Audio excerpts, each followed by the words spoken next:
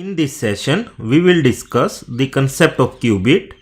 We will discuss the representation of a qubit with the help of examples, and we will discuss when we will call a qubit as valid qubit. Let's start the session. In classical system, information is stored in terms of bit, that is 0 or 1. We can describe it by on or off.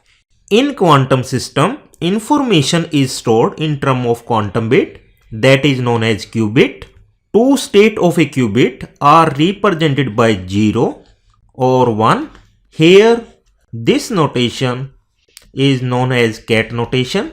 State 0 can be represented by 1 0, whereas state 1 of a qubit can be represented by 0 1.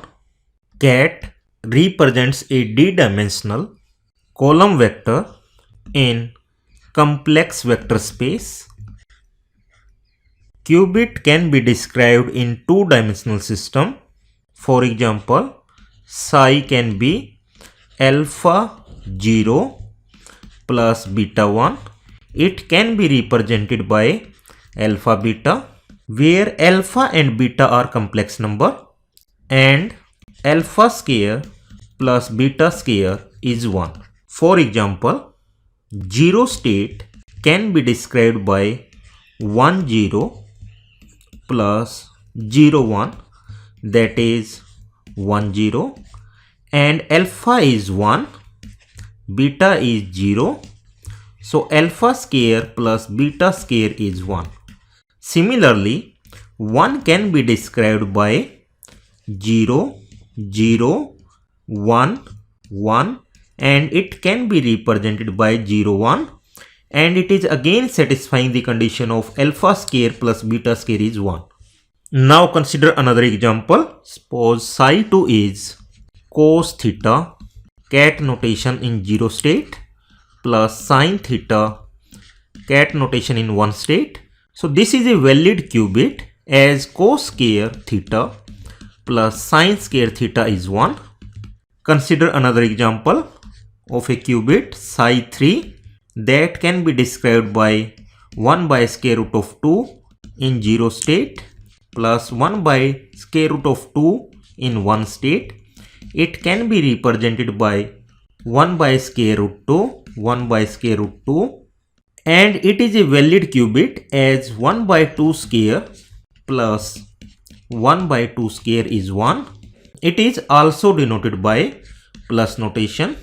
Consider another qubit psi 4, 1 by square root of 2 in 0 state minus 1 by square root of 2 in 1 state. It can be represented by 1 by square root of 2 minus 1 by square root of 2, and it is a valid qubit as 1 by square root of 2 square plus minus 1 by square root of 2 square is 1, and it is represented by minus qubit. Given psi as alpha 0 state plus beta 1, we can compute modulus of alpha and beta as alpha square is alpha conjugate and beta square as beta star, that is conjugate of beta. We will first review what is the meaning of complex conjugate.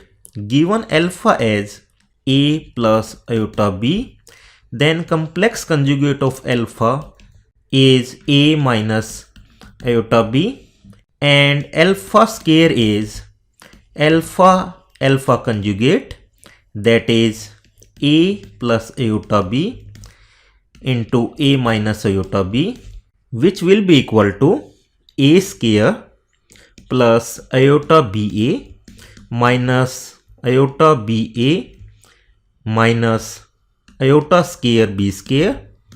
We can cancel out these terms. It is a square plus iota square is minus 1, so we will get a square plus b square. So a ket is a d-dimensional column vector in complex vector space, and qubit can be represented by two-dimensional Ket notation. Now we will discuss the bra notation. It is represented by and it is d-dimensional row vector in complex vector space. Bra is a Hermitian conjugate of ket notation. Hermitian conjugate is obtained by taking transpose of a matrix and complex conjugate of each element of a matrix. For example, C equal to A plus iota B, its complex conjugate is A minus iota B, as discussed earlier. Now consider we have a qubit in 0 state. It can be represented by 1 0, and bra notation for 0 state can be represented by 0 and it is 1 0. That is, it is a two-dimensional row vector. Similarly, a qubit in one state can be represented by 0 1, and in bra notation it is represented by 0 1. That is two-dimensional row vector.